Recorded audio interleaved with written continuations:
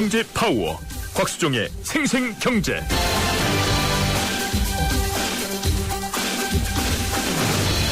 안녕하십니까, 곽수종입니다. 8월 26일 월요일 YTN 생생경제 시작하겠습니다.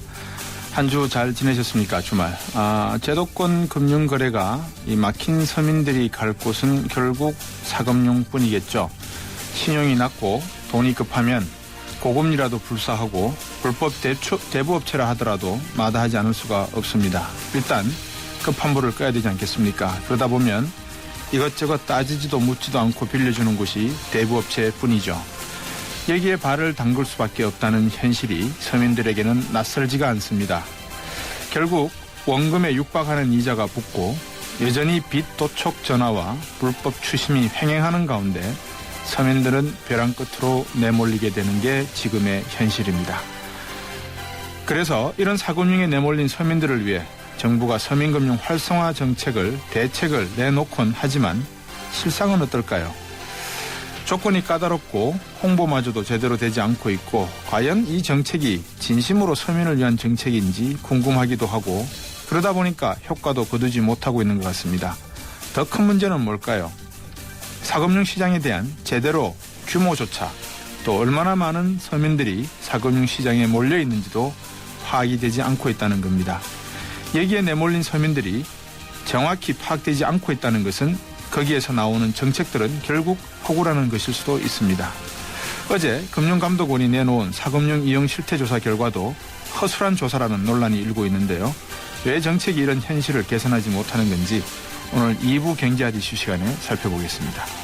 월요일 3부에는 사람이 중심이 되는 상생경제 시간이 있고요. 오늘은 꿈을 응원하는 정장공유 서비스 열린 옷장을 만나보도록 하겠습니다. 8월 26일 월요일 곽수종의 YTN 생생경제 1부 시작하겠습니다.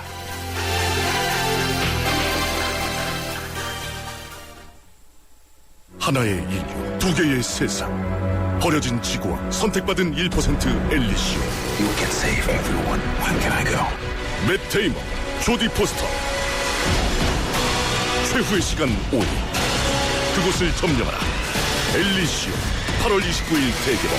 청소년 관람 불가.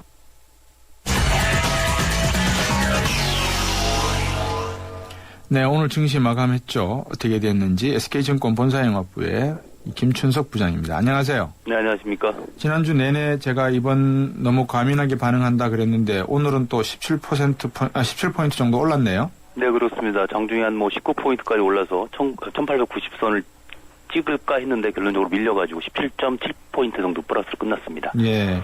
자, 지난 한 주는 상당히 아시아 위기론을 가지고 태풍이 온다 그랬는데 이게 소나기로 끝쳤습니까? 아니면 태풍이 진짜 오려고 하는 겁니까?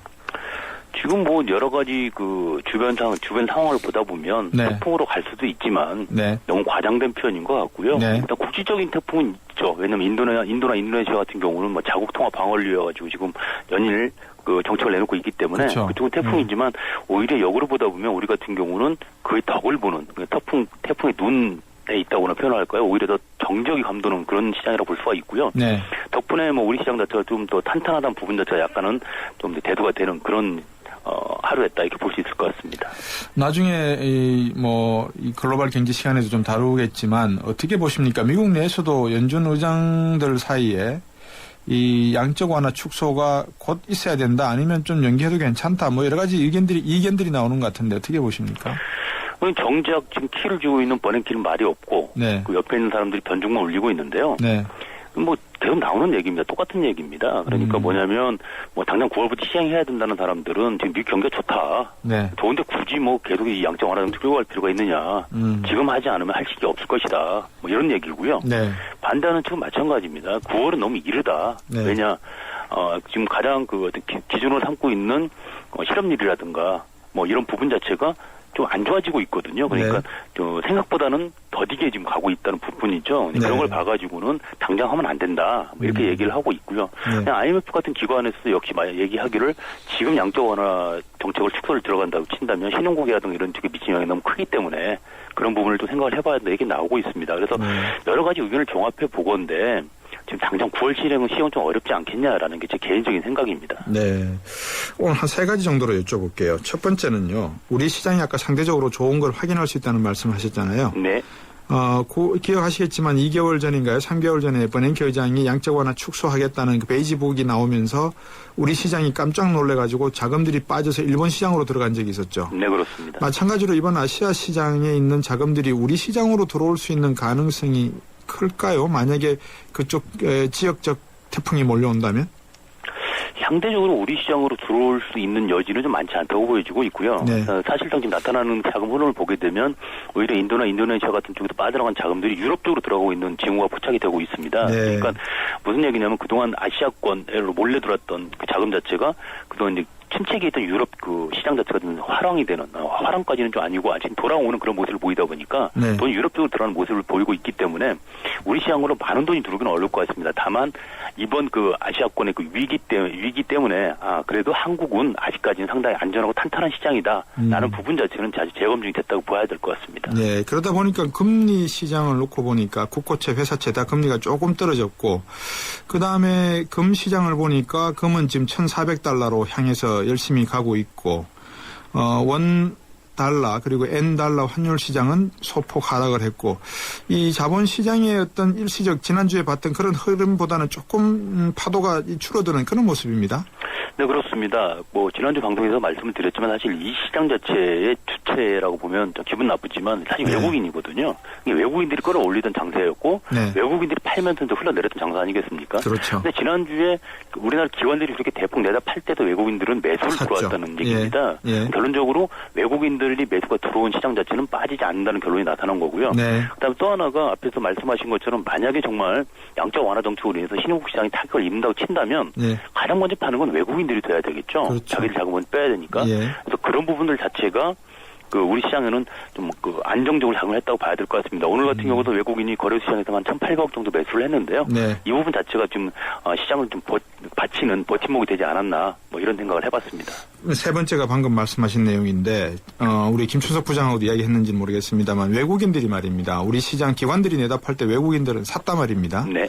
그래서 이 중장기적인 투자나 단기 투자에서도 심지어 외국인들의 투자 패턴을 따라가는 것이 안전한 패턴이다라고 이야기할 수 있는지가 여쭤보고 싶습니다. 중장기 패턴으로 간다면 외국인을 따라가는 게 맞을 것 같습니다. 네. 왜냐하면 조금 길게 봐가지고 지난 2008, 9년 때 삼성전자가 60만 원대까지 빠진 적이 있었습니다. 네.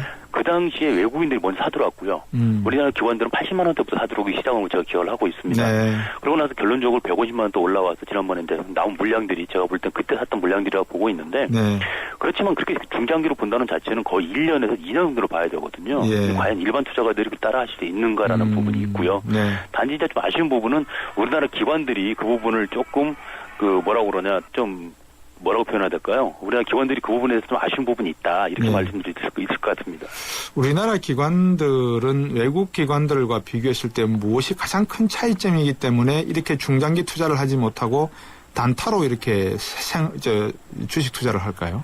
여러 가지 법적 규제가 많기 때문에 생각을 하고 있습니다. 그러니까 외국의 어떤 뭐 예를 들어 가장 큰 테라파스라든가 이런 쪽은 거의 독립권이 보장이 되어 있거든요. 네. 운영하는 데 있어가지고. 네. 근데 우리나라 기관들 같은 경우는 워낙 법적 규제들이 많습니다. 가장 뭐 비근한 예를 보게 되면 그 전 종목에 해당되는 캡이 있지 않습니까? 네. 10%라는 그 캡이 있는데 그걸 오버시킬 수가 없는 상황이 되어 있죠. 그러니까 좋은 종목은 뭐 20% 30% 할 수도 있어야 되고 아닌 종목은 안 들어갈 수도 있어야 되는데 그런 여러 가지 규제들이 많아서 사실은 우리 기관 투자가들을 기관 투자가 얘기를 하는 흔히 이제 펀드로 오는 펀드 매니저들의 손발을 많이 묶어놓는 상황이 많습니다. 왜 그동안에 이런 규제에 대해서 조금도 말씀을 하지 않으셨나요? 왜냐 그러면 우리나라 금융산업이 글로벌 금융 서비스 산업으로 성장하려면 이런 규제, 내부 규제가 사실 폐지되고 완화되는 게 맞지 않습니까? 근데 그동안에는 아무래도 이제 그 우리나라가 그 경제가 많이 발전을 하긴 했지만 사실 관치금융 논란이 많았지 않습니까? 네. 그쪽에서 이제 벗어나기 시작은 몇 년 안 된다고 저 개인적으로 보고 있습니다. 네. 그런 흐름이다 보니까 사실 이런 부분까지 손을 안 댔던 거고 또 하나는 그동안에 또 우리 뭐라 그럴까요? 모럴 해제드라고 그래야 되나? 이런 네. 부분들이 작용을 하다 보니까 오히려 그 규제를 풀어주게 되면 그걸 부정적으로 사용하는 경우가 많았죠. 그러다 보니까 그 자체를 놓고 하나를 놓고 열을 이제 규제를 하고 뭐 또 둘을 놓고 뭐 열을 규제하고 이러다 보니까 규제가 많아진 부분이고요. 이제는 진짜 선진금융을 도입한다고 친다면 그런 규제부터 손을 좀 대가지고 이제는 어떻게 보면 역차별이거든요. 우리 그렇죠. 기관들이 외국인에 비해서 그런 점이 있어가지고 좀 풀어줘야 될 필요가 있다고 생각을 하고 있습니다. 네, 오늘 말씀 잘 들었습니다. 고맙습니다. 네, 감사합니다. SK증권 본사영업부의 김춘석 부장이었습니다.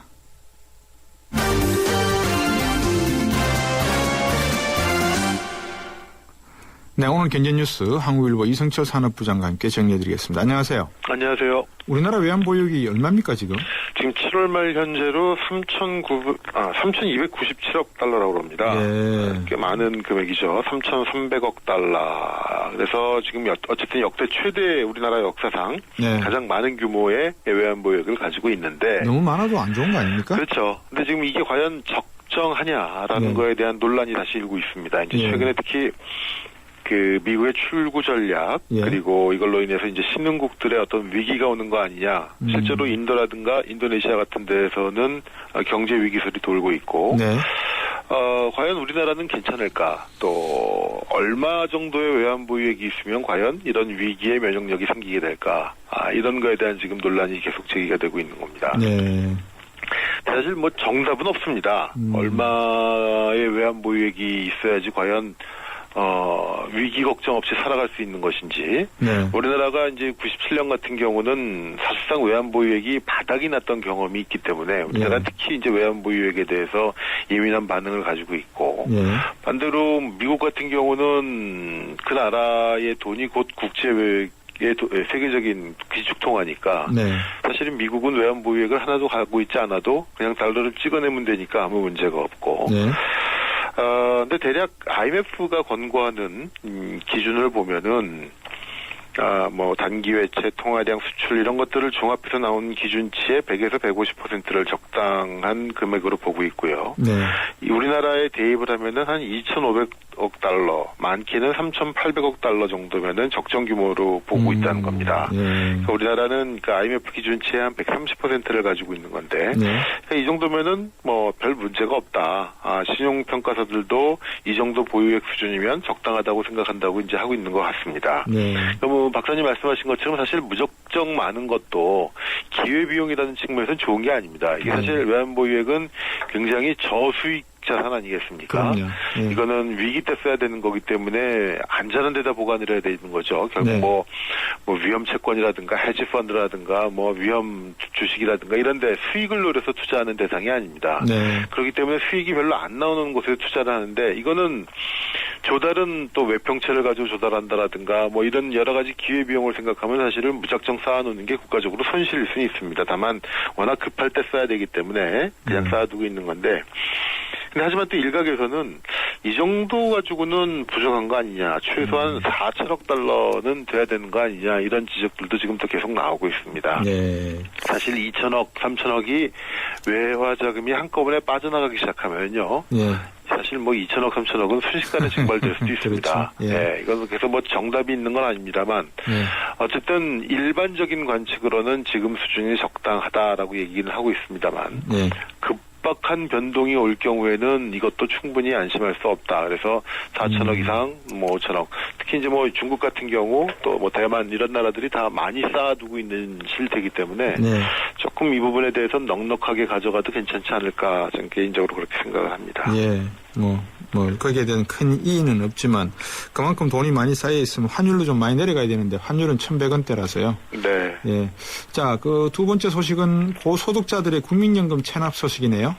예, 요즘 뭐 세금 체납, 연금 체납, 뭐 여러 가지 체납 얘기가 굉장히 많은데 뭐 예. 체납이 없을 수는 없겠습니다만 예. 우리가 가장 화나는 거는 낼 수 있는 능력이 있는 사람들이 안 내는 게 제일 화나는 거겠죠. 예. 예, 특히 이제 이 연예인, 뭐 프로 스포츠 선수 예. 이런 사람들을 포함한 고소득자들의 연금 체납액이 뭐 4,200억 원에 달한다. 이런 지금 통계가 나왔는데요. 예. 국민건강보험공단이 국회 강기훈 의원에게 제출한 자료에 따르면요.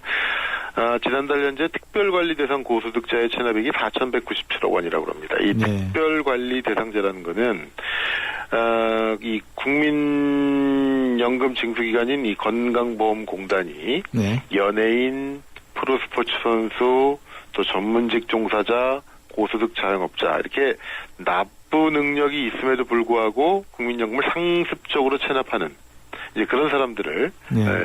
따로 이제 분류를 해가지고 특별관리 대상자 이렇게 지금 하고 있는데요. 전국 지난달 기준으로 보면 한 81,800명 정도가 네. 이 특별관리 대상자에 포함이 되어 있다고 합니다. 작년하고 비교해 보면은 올해 같은 경우에 이 프로스포츠 선수 전문직 종사자의 체납액은 줄어든 줄어들었는데 네. 연예인들의 차납액은 더 늘었다고 그럽니다. 뭐 누군지는 잘 모르겠습니다만 글쎄요. 뭐 내야죠. 이런 건 네. 내야죠. 내야죠. 당연히 내야 되는 겁니다. 제가 점심시간 때 다른 분하고 잠깐 이야기를 했었는데 요즘 정부가 이 복지 때문에 세입을 늘리기 위해서 세금이라든지 또 국민연금 이런 지출 부분의 효율성을 위해서 많이들 고민을 하시는 것 같아요. 그러다 보니까 네. 이 중소기업체 사장분들이나 다른 분들 쪽에 세금 그런 것들이 들어와서 좀 곤혹스러운 분들도 계시는 모양이더라고요. 예. 갑작스럽게 목돈 몇 천만 원씩 다 내놔라 그러니까요. 요즘 그렇습니다. 저도 그런 얘기 많이 들었습니다. 그렇죠. 예, 좀 국민들 숨통을 좀 트이게 해놓고 세금 징수도 하셔야 될 것 같습니다. 네. 국세청장 발언 이야기 여쭤봐야 되겠습니다. 네, 오늘 김덕준 국세청장이 한 강연에서 그런 얘기를 했습니다. 이제 유명한 얘기인데 죽음과 세금은 피할 수 없다. 이런 얘기가 있죠. 예, 이런 얘기인데. 명언이네요. 예. 근데 이 말이 무색할 정도로 요즘 탈세 수법과 이 기법들이 변신과 진화를 거듭하고 있다. 국세청장이 오늘 그렇게 얘기를 했습니다. 네. 쉽게 말해서 세금은 피할 수 없다가 아니라 이제는 피할 수 있다. 하는 쪽으로 워낙 이 탈세 기법들이 교묘해지다 보니까 네. 결국 세금을 피할 수 있다는 인식이 확산되고 결국 이걸 잡기 위해서 국세청의 이 노력들 또 세무당국의 징세 노력들은 점점 더 또 이 창과 방패의 싸움처럼 이제 역시 또 치열해지고 있는 건데요. 네. 김 청장은 특히 역외탈세 문제를 얘기했습니다. 역외탈세가 우리나라만의 문제가 아닌 지구촌 전역의 당면 현안으로 대두되고 있고 네.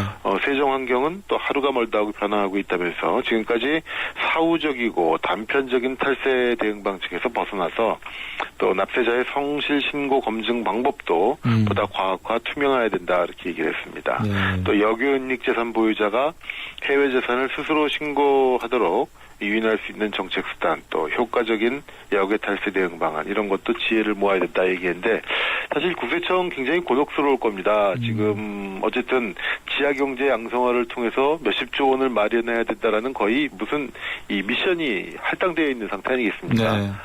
그러다 보니까 지하경제 찾아내는 과정에서, 물론 그거에 주력은 해야 되겠습니다만, 그거 찾아내는 과정에서 별의별, 지하경제 아닌 쪽까지도 자꾸 이제 압박을 주는 경우가 생기는 것 같은데, 일부긴 하겠습니다만, 어떤 경우든 선의의 세입자가 고통을 받는 일은 전혀 없어야 되겠습니다. 지금 요즘 그런 고통을 조금 호소하는 분들이 생겨서요. 좀 걱정 아닌 걱정인데, 그 추금은 신이 주신 가장 좋은 선물이다라는 이야기가 있는데, 세금은 어떨지 모르겠네요.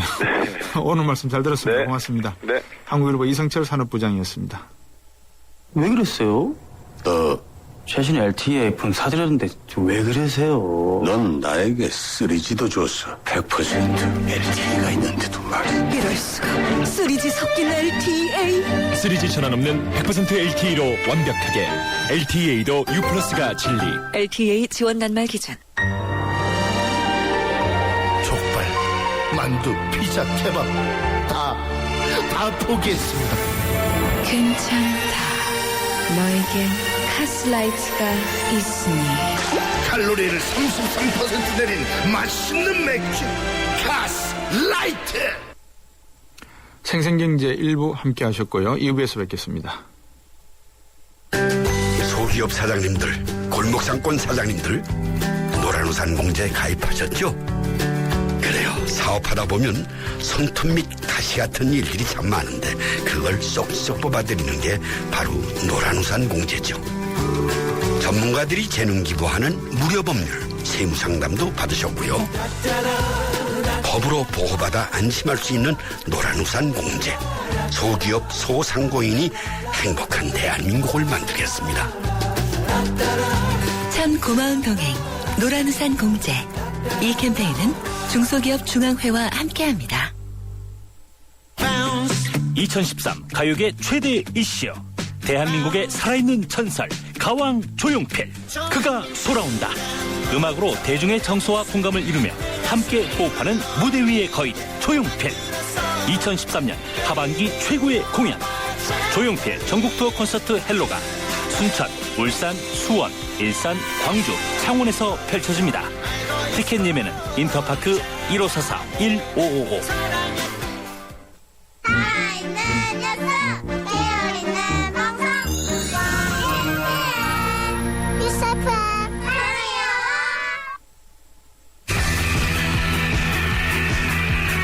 경제프리인 곽수종의 생생경제. 세상의 베이스가 되다 포스코 협찬으로 곽수종의 YTN 생생경제 2부 시작하겠습니다. 곽수종의 YTN 생생경제는 여러분의 목소리에 늘 귀 기울이는 방송입니다. 여러분들 의견들 있으시죠? 우리가 지금 살아가는 하루하루 또 1년, 2년 계획도 세우시고 하실 겁니다. 그죠? 그러시는 가운데 궁금하신 거나 또는 의문 있으신 것들 있으시면 문자로 보내주시면 됩니다. 짧은 문자 50원, 긴 문자 100원이 부과되고요. 휴대전화 우물정 0945번, 트위터는 @ YTN 밑줄 이코노미입니다. 그리고 웹사이트도 들어오셔서 곽수종의 YTN 생생경제에다가 글을 남기시고 또 여러분의 생각을 주시면 저희들이 참조하고 또 말씀도 드리도록 하겠습니다. 많은 참여와 의견 기다리겠습니다. 요정 씨, 어떤 보험 드셨어요? 전 MG 새마을금고보험이죠. 짝짝짝 발짝 행복한 보험. 짝짝짝 바짝 가까운 보험. 짝짝짝 깜짝 놀라운 보험. 한국인의 행복 단짝. 메이크 굿 MG 새마을금고보험. LTE의 세상 충분히 빠르다고 합니다. 충분하다는 것은 그 이상을 만나지 못했기 때문. 그래서 시작합니다. 2배 더 빠르고 2배 더 즐거운 새로운 세상. SK텔레콤은 이것을 LTA라 부릅니다. 아무나 가질 수 없는 속도 LTA. SK텔레콤. 하나의 인류, 두 개의 세상. 버려진 지구와 선택받은 1% 엘리시오. You can save everyone. When can I go? 맷 데이먼, 조디 포스터. 최후의 시간 5일. 그곳을 점령하라. 엘리시오.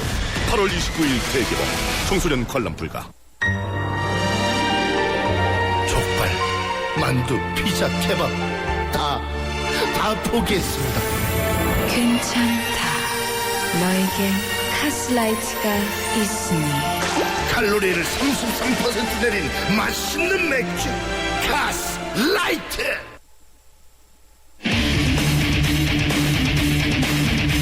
곽수종의 생생경제. 네, 앞서서 제가 말씀을 드렸죠. 서민들이 사금융 시장을 분명히 이용을 하고 있는데 5년 전에 비해서 더 많이 늘어났을까요? 줄어들었을까요? 상식적으로 지나가는 아무 분이나 붙잡고 물어보면 아마 더 늘었을 거다라고 대답을 할 겁니다. 왜? 경제가 더 안 좋아지는 것처럼 느껴지니까요. 사실일까요? 아닐까요? 한양대학교 경영학부의 이상빈 교수와 말씀 나누겠습니다. 안녕하세요. 네, 안녕하십니까? 예, 지난번에 한번 저희 스튜디오에 나와주셨는데 고마웠습니다. 네, 감사합니다. 예. 자, 금융당국이 지금 사금융 시장 철저하게 조사를 해서 실태를 밝히겠다 그랬는데 네. 실태 밝혔습니까? 어떻게 됐습니까? 지난 2008년도에 한번 조사가 있었잖아요. 예, 예. 그래서 이번 5년 만에 한다고 해가지고 기대가 많았는데. 네. 샘플 수가 굉장히 적어요. 이번에. 얼마였습니까? 지난번에는 전화조사 1만 명. 예. 면접조사 3,000명. 예. 이렇게 되니까 사금융 이용자가 몇 명이고 시장 규모가 어떻게 되는지 추정이 가능한데요. 예. 이번엔 전화조사로 5,445명. 예. 면접조사로 501명. 그러니까 규모가 대폭 주니까. 6분의 1로 줄었네요, 면접은. 네. 그러니까 요걸 가지고 우리가 무슨 사금융의 그 실태를 조사하겠다. 상당히 힘들다고 봐요, 저는. 자, 힘든 조사 내용을 가지고 어쨌든 조사를 했으니까 여쭤는 봐야 될 것 같습니다. 어떤 내용이었습니까, 이번에? 이번에 무슨 우리 사금융 아까 대상자가 5,045명인데요. 예, 예. 그 중에서 중복 이용자 기준으로 예.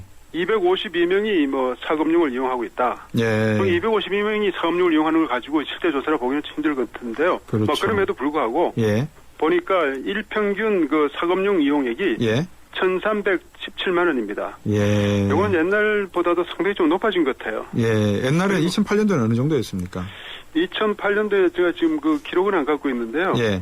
이게 1,000만 원이 안 넘었던 걸로 제가 네, 기억하고 있는데. 그런데 그리고 또 특히 놀라운 사실은 네. 이자율이 지금 아직도 43.3%다 이렇게 나왔거든요. 살인적이네요. 예. 그래서 지금 우리가 아직도 이렇게 이자율이 높은가? 예. 또 미등록 대부업체의 경우에는 100% 이상 고금리가 예. 이용자의 20%를 차지하고 있다. 저도 깜짝 놀랄 만한 숫자예요. 어떻게 100% 이상 고금리가 예. 이용자의 20%를 차지하는지 지금 우리가 그동안에 감독 당국에서 많은 노력을 했잖아요. 예.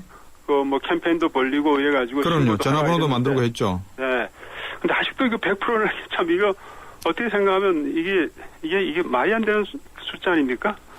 이러니까 자꾸 통계하고 정부 정책하고 어긋나고 이 서민들이 생각하기엔 정말 이 정부가 우리를 위한 정부인지 이런 궁금증이 생길 것 같은데 지금 사금융 말씀하신 내용의 정보를 가지고 대충 이래 보셨을 때 가계 생활 자금에 어느 정도 사금융이 차지를 하고 있습니까? 이런 분들.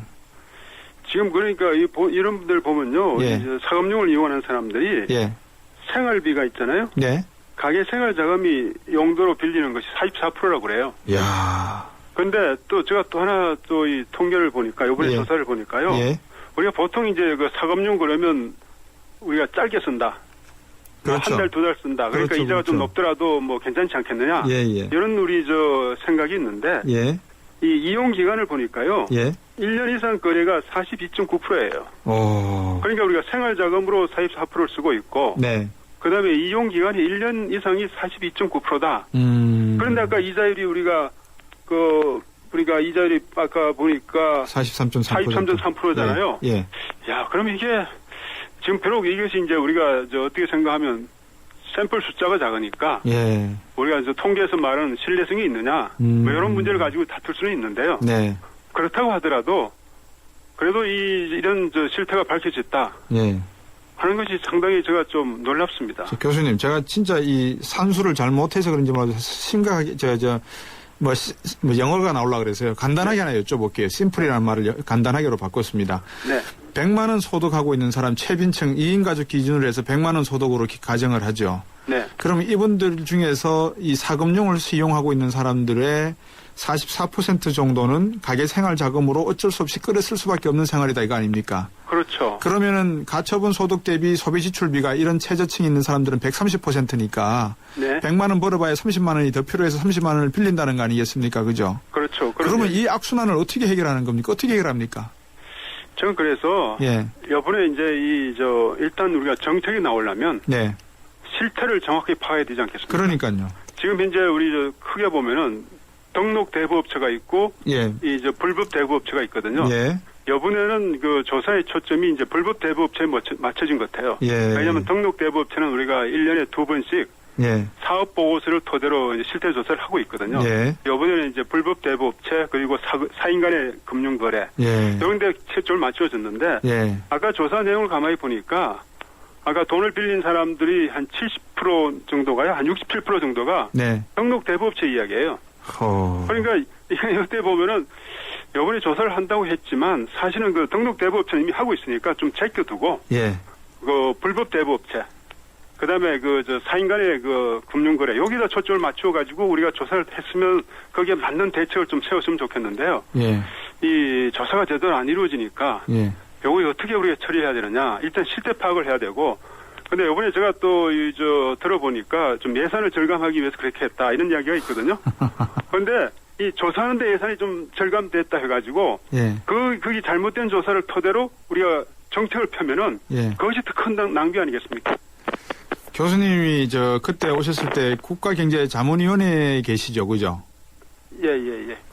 근데 지금 해주신 말씀을 듣고 보면 금융당국이 조사를 하는데 이렇게 엉뚱한 표본을 가지고 엉뚱한 결과를 내놓을 수밖에 없는 상황을 만들어 놓고 또 거기서 정책을 낸다면 이거는 더 엉뚱한 정책을 낼 것 같은데 네. 이거 한 말씀 해주셔야 되는 거 아닙니까? 그래서 제가 평소에 주장하는 게요. 예. 우리 국가는 무엇인가? 예. 서민들에게 국가는 무엇인가? 국가라는 것이 서민들을 보호해줘야 되잖아요. 그럼요. 그러면 이 대부업이라고 하는 것이 서민금융이라는 것이 서민들에게 철실히 필요한 것인데 네. 여기에 국가가 좀 신경을 더 써야 된다. 예. 그런데 우리 금융당국은 제가 예. 좀 안 된 이야기지만 예. 이 큰 금융기관 네. 이런 걸 상대하려고 그러지. 네. 이게 잔잔한 이런 소형 금융기관, 대부업체, 서민금융기관 여기는 별로 신경을 안 쓰는 것 같아요. 왜 안 씁니까? 더 중요한 게.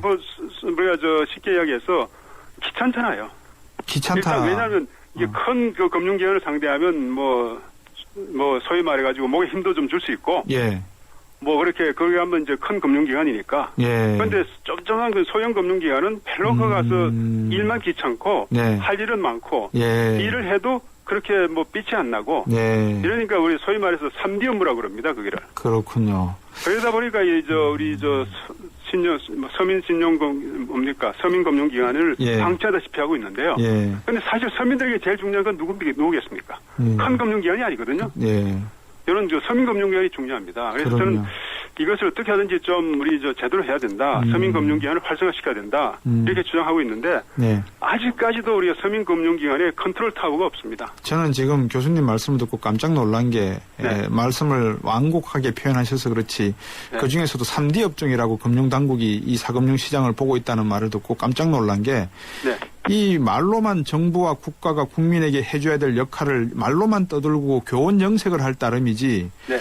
진정으로 국민 중에서 이러한 도움과 이 필요를 걱정해주고 도와줘야 될 부분에 대해서는 신경조차 쓰지 않고 자기들 폼 잡는 데만 신경 쓴다는 거 아니겠습니까? 그렇습니다. 그래서 제가 항상 주장하고 다니는 게 우리가 금융의 감독의 본질은 뭡니까? 바로 국민들을 위하는 거 아니겠습니까? 네. 근데 국민들이 가장 필요로 하는 것이 어딥니까? 서민금융기관이잖아요. 그럼요. 여기에 초점을 맞춰야 됩니다. 예. 정책이 좀 실효성 있게 되려 그러면 어떻게 해야 되겠습니까, 교수님, 그러면? 그래서 제가 아까 말씀드린 마찬가지로 네. 일단 컨트롤 타워를 좀 만들고요. 네. 그다음에 서민금융 상품이 지금 나와 있는 건 다양하게 많이 나와 있어요. 네. 그런데 무엇이 나한테 진짜 필요한 건지 예. 참 내가 판단하기 곤란하거든요. 예. 다시 말하면 서민금융이 예. 공급자 위주지 수요자 위주가 아닙니다. 이게. 그렇죠. 그래서 종류 가지수는 굉장히 많이 있는데 그게 내가 뭐가 필요한 거지. 이번 조사에서도 나왔잖아요. 예. 그 서민금융 상품을 얼마나 이용하느냐. 예. 거의 7.2%밖에 이용 안 한다고 그래요. 그러네요. 그래서 그런 걸 우리가 결국 우리 감독 당국이 네. 감독이란 무엇인가 이런 문제부터 다시 한번 생각해 봐야 될 것 같아요. 연소득 대비 이 금융 부채 비율이 이런 분들은 보통 한 90% 정도 수준 되죠? 아까 우리 조사에 나왔는 것이 금융 부채 비율이 88.5%로 나왔거든요. 그러네요. 예. 네. 그러면 교수님이 말씀하신 내용, 이런 컨트롤 타워를 가지고 있어서 공급자 중심보다는 수요자 중심으로 가야 된다. 그리고 관치금융의 폐해도 이야기하고 있지만 관치금융의 장점도 있지 않습니까? 이런 부분은 좀 관치금융적인 측면에서의 장점을 가지고 적극적으로 활용할 필요가 있겠네요. 그렇죠. 관치금융이라는 것은 사실 단점이 있지만 장점은 추진력 아닙니까? 그렇죠. 일단 추진하겠다면 추진하는 건데요. 예. 이런 데 저는 좀 관치금융의 추진력이 발휘됐으면 좋겠어요. 예. 참 짧은 시간입니다만 언제 한번 또 교수님하고 이야기를 한번 나눠야 되겠습니다. 오늘 말씀 잘 들었습니다. 고맙습니다. 네, 감사합니다. 네. 한양대학교 경영학부의 이상빈 교수였습니다. 시사 경제 프로 곽수종의 생생경제를 다양하게 만나는 방법. 인터넷에서 YTN 라디오를 검색하면 지금 방송되고 있는 생생경제와 지난 방송을 다시 들을 수 있고 YTN 애플리케이션과 팟캐스트를 통해서도 들을 수 있습니다. 언제 어디든 손쉽게 만날 수 있는 곽수종의 생생경제 참 좋다.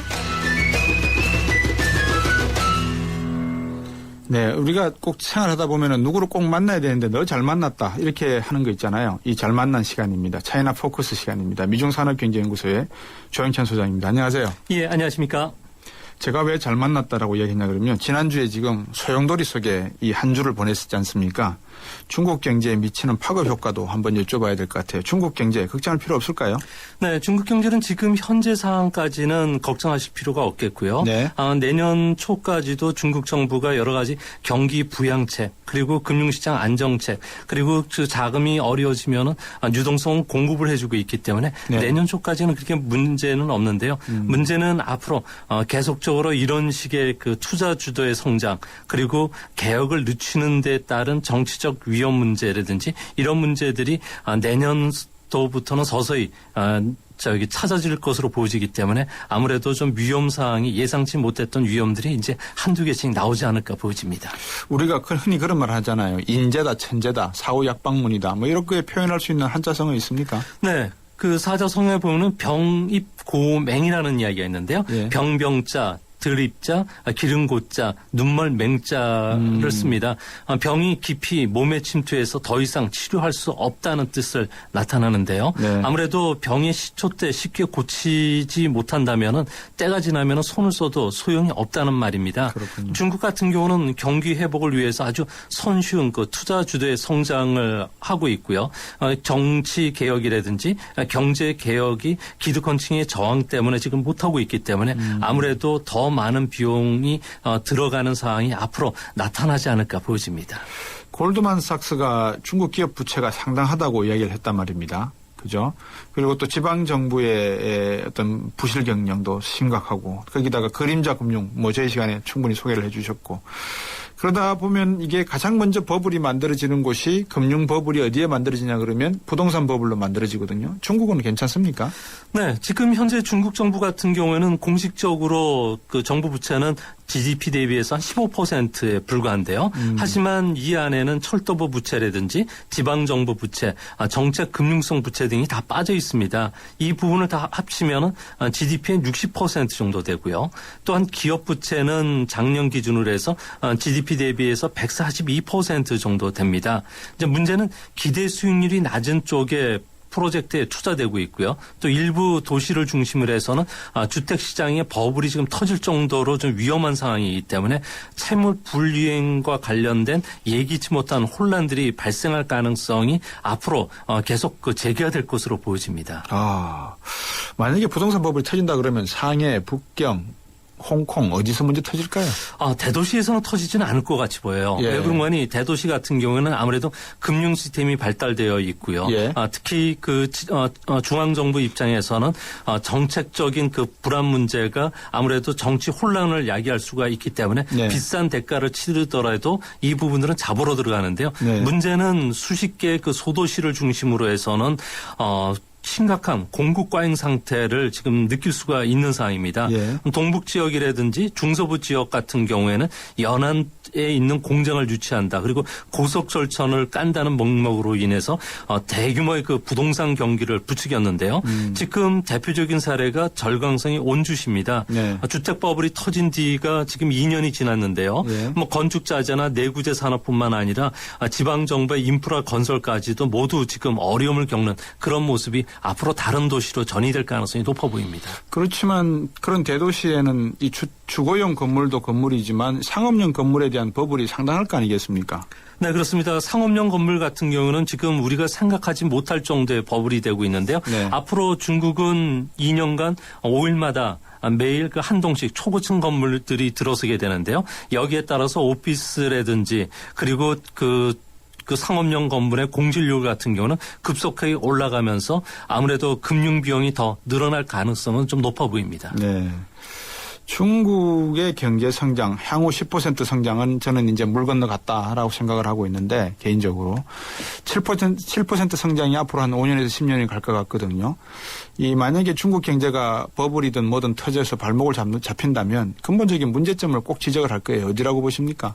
아무래도 지금 현재 중국 같은 경우에는 이런 그 정책 자금들이 제대로 좀 쓰여지지를 못하고 있는 문제가 상당히 좀 중요하고요. 네. 특히 경제개혁이라든지 정치개혁이 아주 더디게 진행되고 있기 때문에 아무래도 중국의 그 금융시장의 그 뇌관을 좀 부추기지 않을까 보여집니다. 특히 중국 같은 경우에는 그 주룽지 전 총리 같은 경우에는 네. 주변의 반대에도 무릅쓰고 대담한 제도개혁을 추진했는데요. 네. 이게 원동력이 돼서 후진타오 정권의 10년간 고속성장을 이뤘습니다. 하지만 후진타오 정권 같은 경우에는 대부분의 개혁을 지금 하지를 못하고 있는 상태인데요.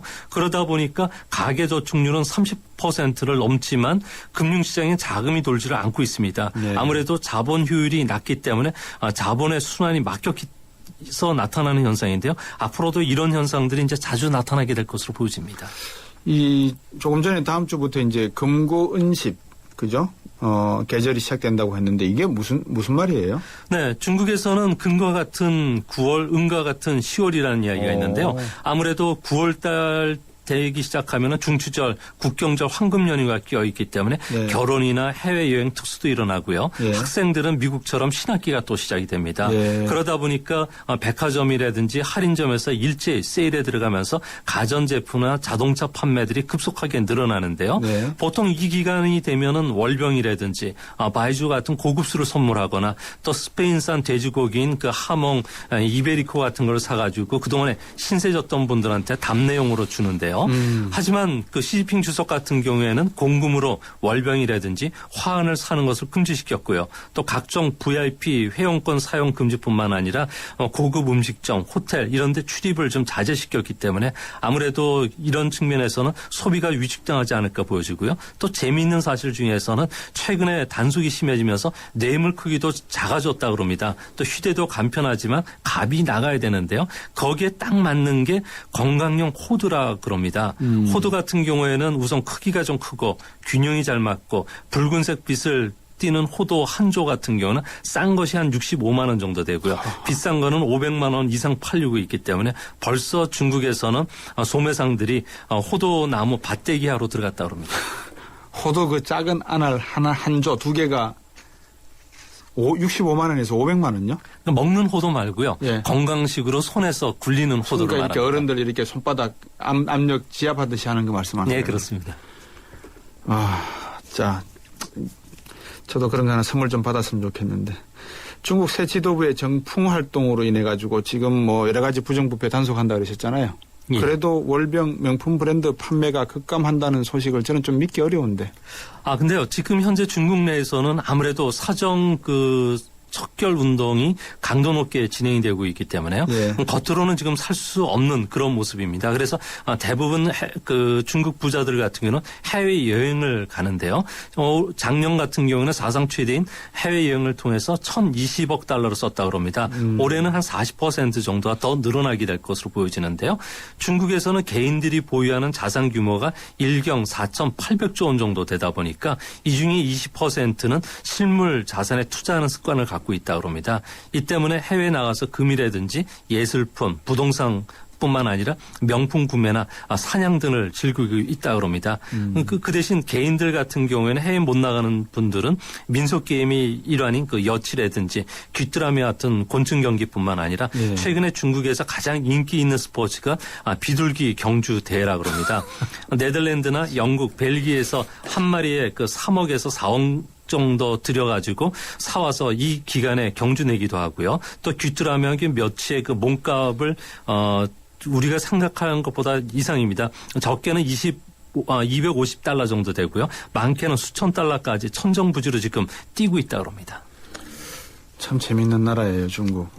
중국이 방금 말씀하신 액수들을 놓고 보니까 중산층들은 꿈도 못 꿀 것 같은데 이 중국 중산층은 얼마예요? 어떻게 규정합니까? 네, 중국에서도 아직 우리나라처럼 명확한 기준을 내놓지를 못하고 있는데요. 네. 하지만 맥킨지라든지 컨설팅 기관들은 중산층이라는 것은 연간 가처분 소득이 16,000달러에서 34,000달러 정도 되면은 중산층이라고 합니다. 그런데 중산층의 가정 비율 같은 경우는 현재는 한 6%지만 2020년에는 51%까지 늘어날 것으로 보여지기 때문에요. 이렇게 되면은 아무래도 진로의 그 소비도 전환이 되면서 우리나라 IT 제품이나 그리고 화장품, 의류, 식품 쪽에도 아마 다양한 수요가 중국에서 생기지 않을까 보여집니다. 네.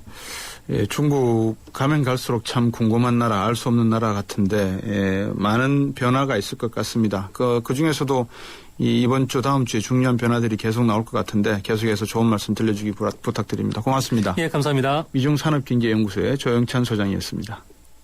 8월 뜨거운 여름 쉐보레 쿨한 혜택. 쉐보레 차량 구매 시 쿨하게 최대 150만 원 할인 혜택. 올란도 캡티바 트랙스 구매 시 쿨한 캠핑용 차량 그늘막 지원. 스파크 구매 시 최대 36개월 무이자 할부. 쉐보레 썸머 페스티벌. 전시장 및 홈페이지 참조. 8월 31일까지 스파크 S 제외.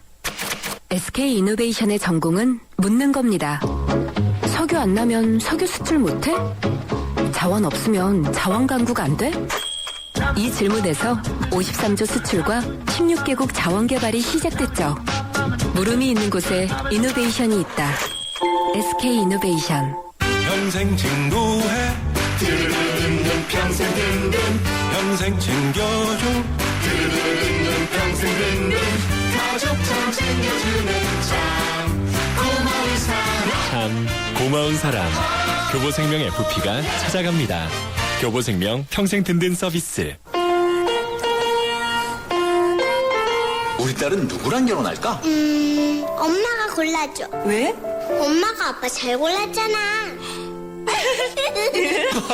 우리 딸 결혼할 때 난 몇 살이지? 인생의 무게가 느껴질 때 동바제 프로밀라이프. 네, 3부에서는 사람이 중심이 되는 상생경제 시간 준비했습니다. 엘린노짱이라는 기업에 대해서 알아보도록 하겠습니다. 4시 뉴스 듣고 4시 10분 3부에서 다시 뵙겠습니다.